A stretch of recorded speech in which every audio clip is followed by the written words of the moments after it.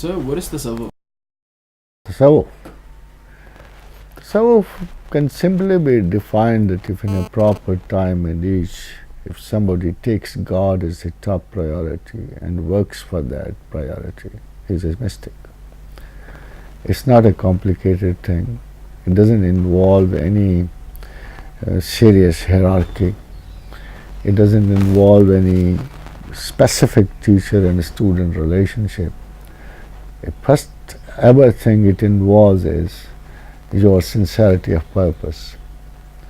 And if all the things you are sick or you are in a mood, you are normal, abnormal, whatever you are, if you have a strong desire to know, love God, to settle down in His vicinity, to be more close to Him, that you feel the nostalgia of finding the truth about Him, then you are a mystic.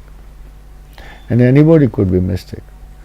The life of the Prophet told us that there was a time when there is a good teacher, when there is a good teacher, even 100,000 people could be better than any mystic on God's earth in one time. Like Ashabi Rasul, like the friends of the Prophet. They are better than anybody in Islam. So we call them so because they were not one or two, three people.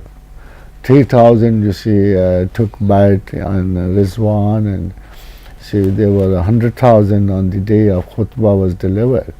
So the rule is not very specific. The rule is not that only 1 out of 1,000 and millions can be a mystic. The rule is that anybody who is very sincere to God and who makes some efforts for how a moment that he carries iman, sense of love of God in him, you see. So he can qualify as mystic.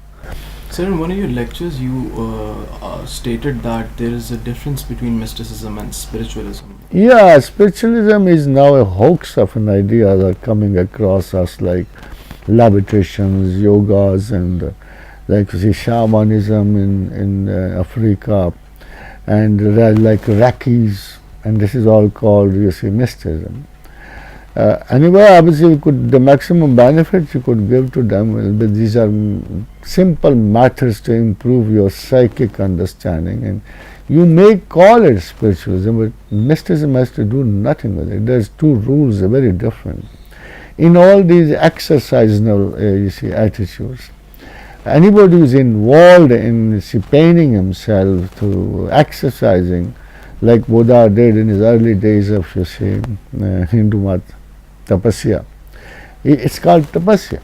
So-called it's a spiritual exercise. All these exercises are meant to gain some power within or without.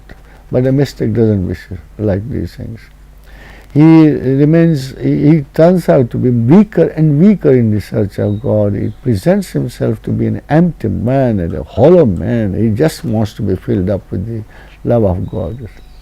So the rules are very different. Anybody who goes to the exercises in favor of the self and tries to find powers like magic, like levitation, like telekinesis, telepathy, clairvoyance, this will be called non-mystic attitude, and he will be considered a spiritualist. But anybody who has the aim to reach God, and he loves God, and he surrenders himself and to the orders and dictums of Almighty Allah, we only consider him a mystic.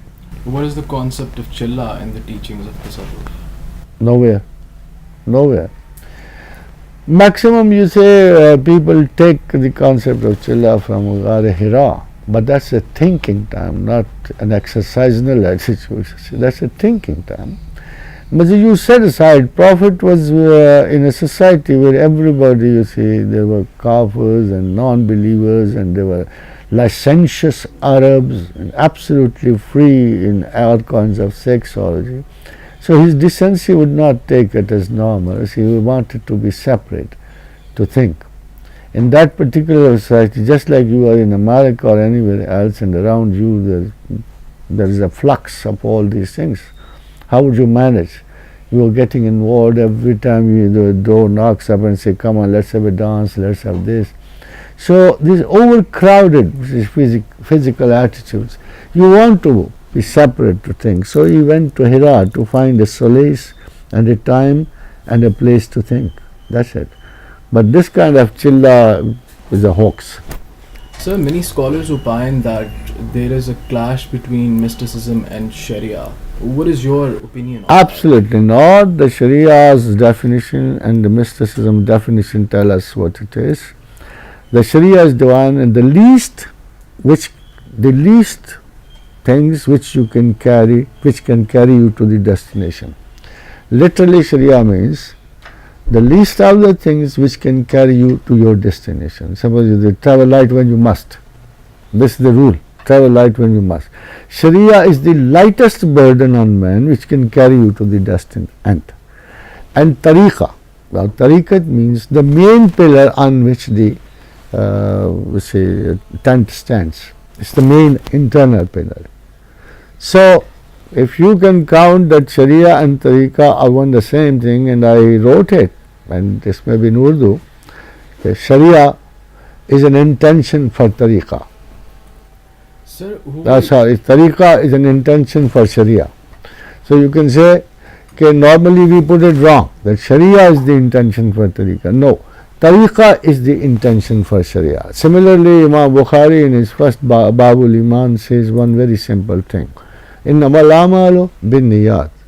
Every act will be judged according to the intentions you made for it. So the philosophy of intention is tariqah, and the philosophy of deeds is Sharia.